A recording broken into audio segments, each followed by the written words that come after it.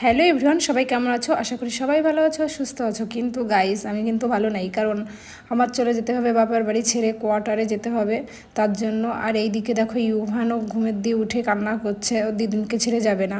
সত্যি এতগুলো দিন মায়ের কাছে থাকার পরে, প্রায় 2.5 বছর আমি মায়ের কাছে রয়েছি। ইউভান হওয়ার পরে কিছু শারীরিক প্রবলেমের জন্য ভীষণ কষ্ট হচ্ছিল মাকে ছেড়ে যেতে।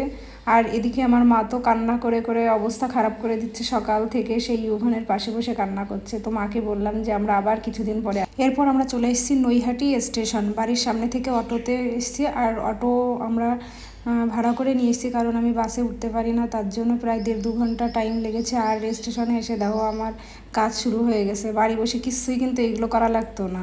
আর এইদিকে অনামিকা, তৃষা আইসেল হচ্ছে আমার নৈহাটি স্টেশনে ছেড়ে দিতে গাইস। কিন্তু আমি ভাবতেও পারি নাই যে ওরা ট্রেনে উঠে পড়বে।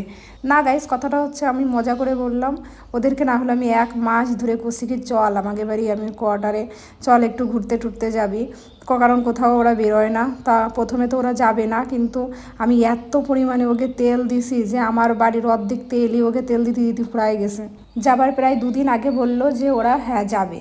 আর আমরা একসাথে সারাটা দিন একসাথেই কাটাতাম।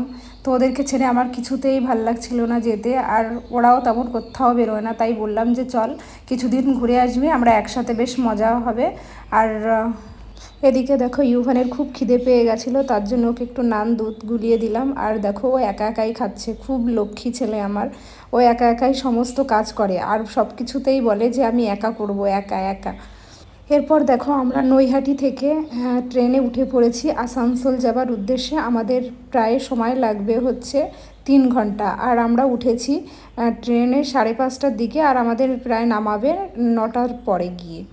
আর এদিকে ইউভান আর তৃষা দেখো খুব হাসাহাসি করছে, আর পাশের সিটে একটা দুষ্টু মেয়ে ছিল, তার সাথে ইউভান খেলা করছে। অবশেষে দেখো আমরা স্টেশনে এসে পৌঁছালাম, প্রায় তখন রাত 9টা 9:30 বাজে। আর এটা হচ্ছে আসানসোল স্টেশন। আর অ্যাট লাস্ট সবাইকে আনতে পেরেছি আমার বাড়িতে, এটাই আমার ভীষণ আনন্দ হচ্ছিল। সমস্ত দুঃখের মাঝখানে এইটুকু অনেক পাওয়া, যে ভালোবাসার মানুষগুলোকে আমাদের বাড়িতে আনতে পেরেছি। আর কিছুদিন খুবই আনন্দ করে কাটাবো। তো বাই, ভিডিওটা কেমন লাগলো অবশ্যই কমেন্ট করে জানিও। বাই।